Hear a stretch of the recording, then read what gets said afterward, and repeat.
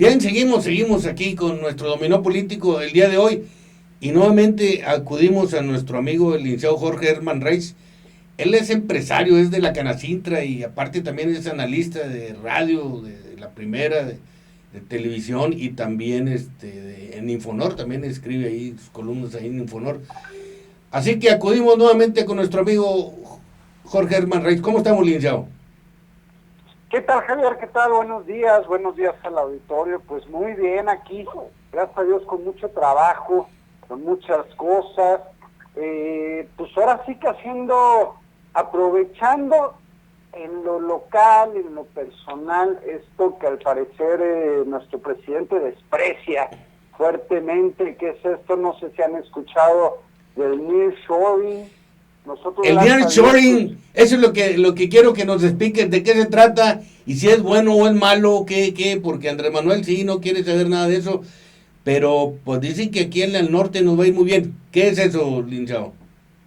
mira, como todo en la vida, todo puede verse como vaso medio lleno, como vaso medio vacío, como cosas buenas o cosas malas. La realidad es que el nearshoring es un tema que no es nuevo, es consecuencia de un conflicto geopolítico que se hizo evidente después de la crisis del 2009, empezó a gestarse después de la crisis de 2009 y durante prácticamente 10 años se fue profundizando, que es este diferente punto de vista, este diferente forma de ver el mundo entre los chinos y los norteamericanos. Mira, voy a hacer un poquito de historia. En China tuvo lo que se llamó su revolución comunista por ahí a principios del siglo pasado, donde Mao Zedong compitió contra, lo que es el famoso Mao.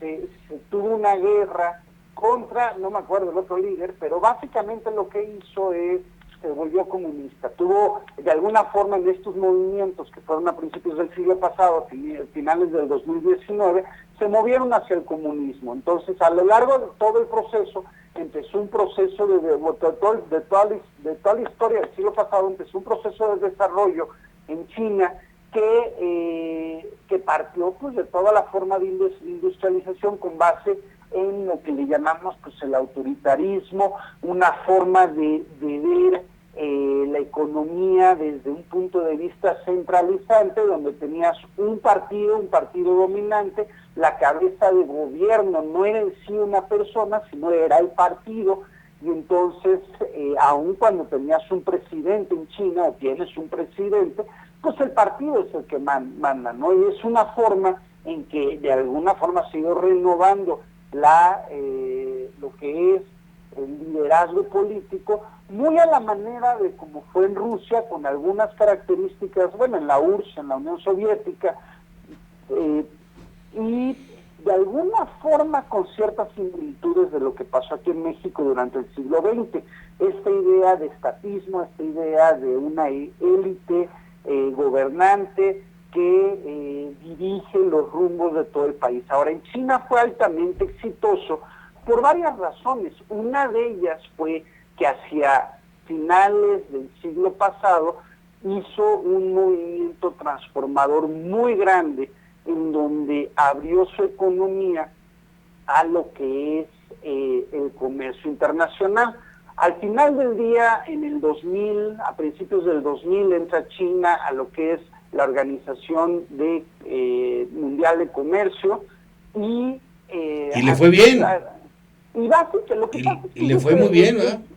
Ellos generaron todo un proceso, tenían la capacidad de generar todo un proceso de inversión masiva y hicieron algo que, por ejemplo, a nosotros nos faltó, que fue, pues ahora sí que duplicar las tecnologías, absorber las tecnologías y adoptar las tecnologías y hacerlas como propias. Eso fue un poquito lo que sucedió también con Japón prácticamente 50, 60 años antes, y con el mismo Corea más o menos en paralelo de México. Bueno, China empezó un poquito más tarde, pero con el potencial de la población, del territorio, de los recursos naturales de China, pues tenía todo para hacerlo muy, muy rápido, muy fuerte. Entonces tuvo un proceso transformador muy fuerte.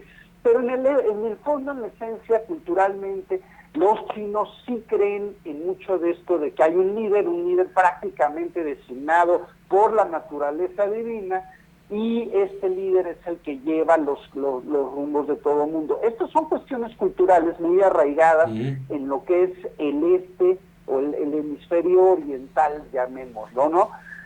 Entonces llega hace prácticamente 11, 12 años al poder este personaje, Xi Jinping, que él, por su formación y viendo las deficiencias y también haber entrado en una economía más de mercado generada dentro de China, empieza a hacer o a pavimentar el camino, un cambio para reponer el poder político del Partido Comunista que se venía perdiendo.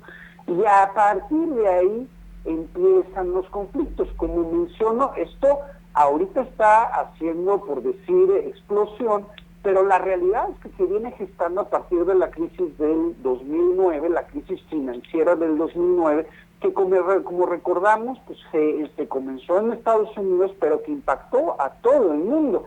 Entonces, parte de lo que estamos viendo como tendencias mundiales es esto. Lo que sucede en China no es diferente a lo que estamos viendo, que también se refleja en muchos otros lugares. El resurgimiento de podemos decir, izquierda bolivariana en América, el populismo nacionalista, por ejemplo, de Trump, o de Le Pen en Francia, o de Erdogan, o de de Polonia, no recuerdo el nombre, o lo que está sucediendo con el mismo Putin a partir de la crisis financiera del 2009, que tiene también sus razones históricas. A partir de esta crisis financiera empezamos a ver esta gran transición en donde hay un descrédito tanto de las instituciones democráticas como de las instituciones financieras globales y estos mecanismos globales, y de alguna forma pues estos liderazgos renuevan cierta legitimidad. Entonces lo que vemos específicamente a partir del 2016-17 con la llegada de Trump es que ya se abre este conflicto, que es un conflicto principalmente ideológico y por mantener, en el caso de Estados Unidos y de sus aliados del hemisferio occidental, contra China, que viene surgiendo como potencia mundial, en donde volvemos a un mundo que tiene dos polos, uno de ellos pues siendo este nuevo liderazgo chino. Esto hace que resurja la diferencia ideológica y que se polarice. Y que muchas de estas inversiones que en el 2001, que mencionábamos que entra China a lo que es la Organización Mundial del Comercio, y que mucho de este flujo de capitales que en México tuvimos del 94 al 2001 voltea hacia China y se ve esta gran cantidad de inversión en China, pues se detiene y dice, oye, pues hay un tema ideológico, hay un tema de conflicto que puede inclusive llegar a ser un conflicto armado con el tema de Taiwán. Hay que recordar que Taiwán es donde se refugia la parte en esta revolución que mencionábamos, la revolución comunista china. Mao se queda con lo que es el territorio de tierra continental de China, pero toda la parte de mercado, de democracia, todos los que peleaban por eso, se refugian en Taiwán. Por eso podemos decir, dos Chinas. Entonces, sí, todo esto es un resurgimiento de esa parte. Entonces, el tema del nearshoring, y voy a ser más concreto, es un tema que no es solamente económico, es un tema que tiene sobre todo sus bases políticas. Hay un libro muy bueno para quien quiera leerlo, es de recién edición, acaba de salir hace apenas un par de meses, que se llama en español Conflicto Accidental, y habla sobre América, China y y el choque de las narrativas falsas. Es un libro del 29 de noviembre de 2022 por Stephen Roach. Stephen Roach es un muy pronunciado analista que ha estado en el servicio público y en el servicio privado y que hace este análisis y que te explica todo este proceso. Este libro básicamente nos explica todo esto. Bueno, ahora sí, siendo concreto, ¿qué pasa? En este mundo polarizado, en este mundo que inclusive vemos una caída fuerte en lo que es el crecimiento del comercio internacional, ¿cómo vamos fortaleciendo lo que son las alianzas en términos de regiones? Por ejemplo, la región que cubre China, buena parte del sureste asiático y Rusia, la región de Europa y la región de Norteamérica, algunas otras partes regionales que no tienen los mecanismos de coalición que estas tres grandes regiones tienen. Al ver un mundo regionalizado, pues Estados Unidos dice, oye, tenemos que producir aquí más. Esto viene a detonarse, empieza con Trump, con todo lo que es el Make America Great, el MAGA, como le dice, pero se detona por completo con lo que es la pandemia, las crisis de las cadenas de suministro, y termina de hacer explosión con el tema de la guerra de Ucrania, de Rusia contra Ucrania, porque Rusia la comenzó. Oye, licenciado, ahí viene la bronca de que chorro de carros parados por los famosos microchips y la falta de semiconductores porque no los surte China. Ahí se viene un problema muy grande, ¿no? ¿Es parte de...? Por supuesto. De hecho, hay básicamente 4 sectores principales donde este tema de la cadena de suministros ha sido crítico y tiene que ver inclusive con el tema de la gran inflación que estamos viviendo a nivel mundial y muchos de los conflictos sociales que empezamos a ver en países como Perú u otros lados.